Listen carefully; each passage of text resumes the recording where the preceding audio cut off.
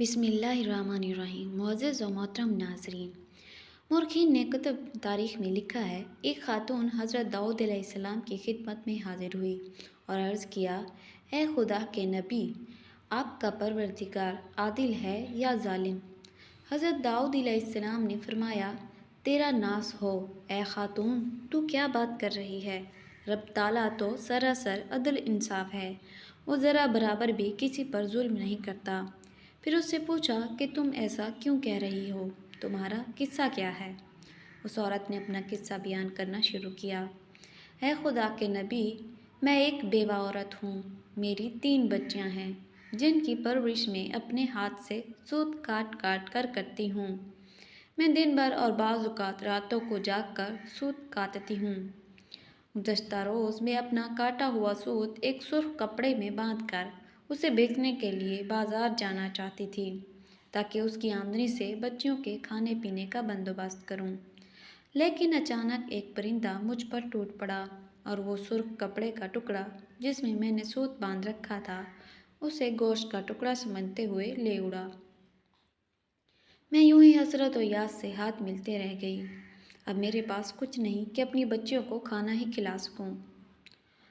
ابھی وہ خاتون حضرت داؤد علیہ السلام سے اپنی داستان بیان کر رہی تھی کہ اتنے میں آپ کے دروازے پر دستک ہوئی۔ حضرت داؤد علیہ السلام سے آنے والے نے گھر میں داخل ہونے کی اجازت مذمت فرمائی۔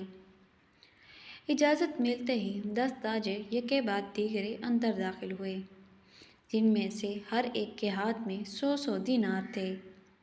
تاجروں نے عرض کیا، اے خدا کے نبی، ہمارے ان دیناروں کو ان کے مستحق تک پہنچا دیں۔ حضرت داؤد علیہ السلام نے پوچھا، میرے پاس یہ مال حاضر کرنے کا سبب کیا ہے؟ تاجروں نے جواب دیا، خدا کے نبی، ہم سب ایک کشتی میں سوار تھے۔ اتفاقاً ایک زوردار آندھی آئی، کشتی میں ایک جانب سوراخ ہو گیا اور پانی کشتی میں داخل ہونا شروع ہو گیا۔ موت ہمیں سامنے نظر آ رہی تھی۔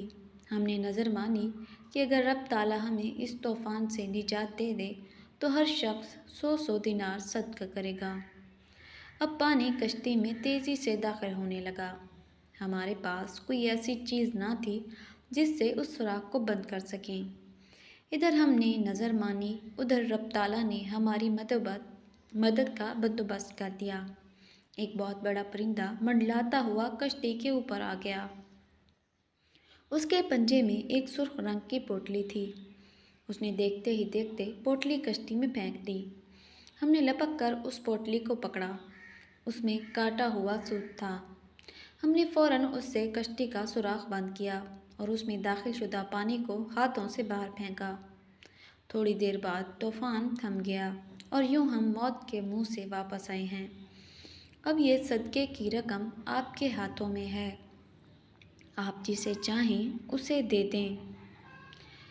یہ قصہ سن کر حضرت داؤد علیہ السلام اس بیوہ عورت کی طرف متوجہ ہوئے اور فرمایا، پروردگار تیرے لیے بھرو بھر میں تجارت کر رہا ہے اور تو ہے کہ اس کو ظالم گردان رہی ہے۔